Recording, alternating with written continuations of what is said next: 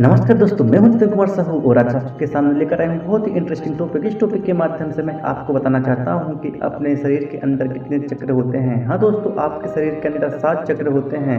पहला चक्र है मूलाधार चक्र। दूसरा चक्र के बारे में हम आपको बताते हैं। दूसरा चक्र है स्वादिष्ठान चक्र। तीसरा चक्र है हमारा मणिपुरम चक्र। चौथा चक्र है हमारा अनाहत चक्र। पांचवा चक्र है हमारा विशुद्ध चक्र और छठवां चक्र है हमारा आज्ञा चक्र। सातवां चक्र है हमारा सहस्त्रार चक्र। हाँ, तो हम बारी बारी से एक एक चक्र के बारे में जानेंगे। हाँ दोस्तों, हम पहला चक्र के बारे में आपको बताते हैं। पहला चक्र मूलाधार चक्र होता है। यह शरीर का पहला चक्र है। गुदा और लिंग के बीच 4 पंखुड़ियों वाला यह आधार चक्र है। 99.9 लोगों की चेतना इसी चक्र पर अटकी रहती है और वे इसी चक्र में रहकर मर जाते हैं। जिनके जीवन में भोग, संभोग और निद्रा को प्रधानता है, उनकी ऊर्जा इसी चक्र के आसपास रहती है। दोस्तों, तो हम आपको चक्र जागृत करने की विधि बताते हैं। जो मूलाधार चक्र जागृत करने की विधि यह है कि मनुष्य तब तक पशुवत है जब तक कि वह इस चक्र में जी रहा है। इसलिए भोग, संभोग, निद्रा और संभोग पर संयम रखते हुए इस चक्र पर लगातार ध्यान लगाकर चक्र जागृत कर सकते हैं। इसको जागृत करने का दूसरा नियम यम और नियम का पालन करते हुए साक्षी भाव में रहना होता है। इसके प्रभाव होता है, इस चक्र के जागृत होने पर व्यक्ति के भीतर वीरता, निर्भीकता और आनंद का भाव जागृत हो जाता है। इसमें सिद्धियां प्राप्त करने के लिए वीरता, निर्भीकता का होना जरूरी होता है। हाँ दोस्तों, मूलाधार चक्र को आप प्राप्त करना चाहते हैं तो इस सब प्रकार के नियम को आपको पालन करना होगा। किसी भी प्रकार की भोग, संभोग क्रिया से वंचित रहना पड़े। हाँ दोस्तों, हम बात करते हैं दूसरा चक्र की, जो है स्वादिष्ठान चक्र। यह वह चक्र है जो लिंग मूल से 4 उंगल ऊपर स्थित है, जिसकी 6 पंखुड़ियां हैं। अगर आपकी ऊर्जा इस चक्र पर ही एकत्रित है तो आपके जीवन में आमोद प्रमोद, मनोरंजन, घूमना फिरना और मौज मस्ती करने की प्रधानता होगी।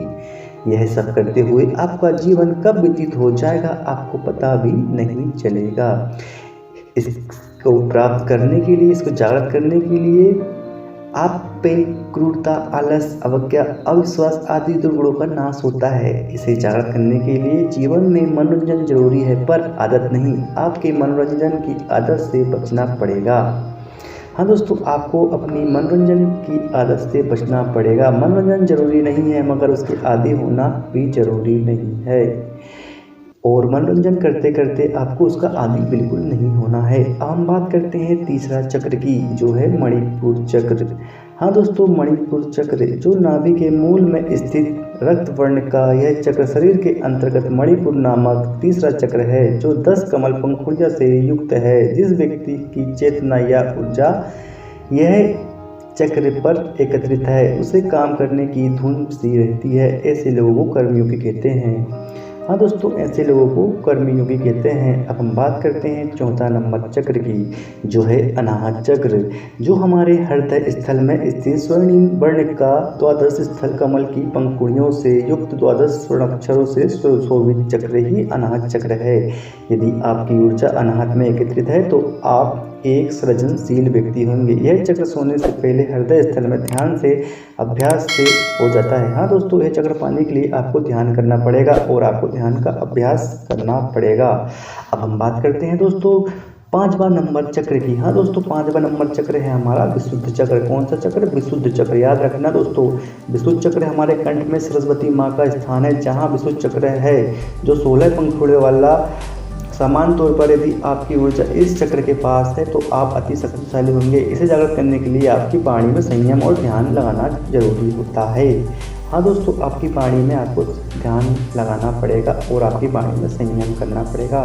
अब हम बात करते हैं 6वां नंबर चक्र की। तो अब ध्यान रखो, 6वां नंबर चक्र है हमारा आज्ञा चक्र। कौन सा चक्र? आज्ञा चक्र। हाँ दोस्तों, आज्ञा चक्र भूमध्य आज्ञा चक्र है। हमारे दोनों आंखों के बीच में भ्रूकुटी में जो चक्र होता है वो है आज्ञा चक्र कहलाता है। समान तौर पर जिस व्यक्ति की ऊर्जा यहाँ ज़्यादा सक्रिय है तो ऐसा व्यक्ति बौद्धिक रूप से संवेदनशील और तेज दिमाग का बन जाता है, मगर यह सब जानने के बाद भी मौन रहता है और यहाँ पर अपार शक्तियों और सिद्धियों को निवास करती है। ये सिद्धि जागृत करने वाला चक्र होता है और वो व्यक्ति सिद्ध पुरुष भी बन जाता है।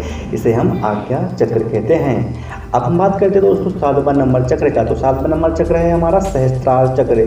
सहस्त्रार चक्र मस्तिष्क के मध्य भाग में, अर्थात जहाँ चोटी रखते हैं वहाँ यह चक्र होता है।